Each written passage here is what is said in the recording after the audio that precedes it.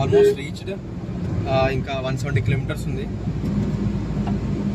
Time వచ్చేసి 1:10 అవుతుంది. ఇంకా 4 hours చూపిస్తుంది. ఇంకా మొత్తం ఘాట్ రోడ్ ఉంటుంది. ఆ ఘాట్ రోడ్లో మెల్ల పోయేసరికి అవుతుంది. ఇంకా లాస్ట్ టైం బైక్ మీద పోయినప్పుడు బెస్ట్ ఎక్స్పీరియన్స్ నాకు అది.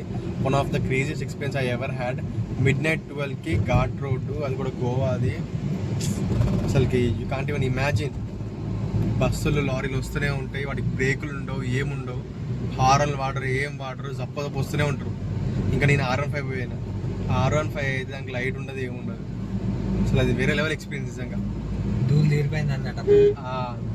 లిటల్గా ఆ రోజు మేము ఎర్లీగానే స్టార్ట్ అయినాము, బట్ స్టిల్ మాకు రీచ్ అవ్వడానికి దగ్గర ఒక 20 hours పట్టింది. 20 hours లిటల్గా బైక్ మీద. ఎందుకంటే midnight ఘాట్ రోడ్ పైన అసలుకి 20-30 స్పీడ్ పోవాలా భయం అవుతుంది. అంతగానం డేంజరస్ ఘాట్ రోడ్ అది.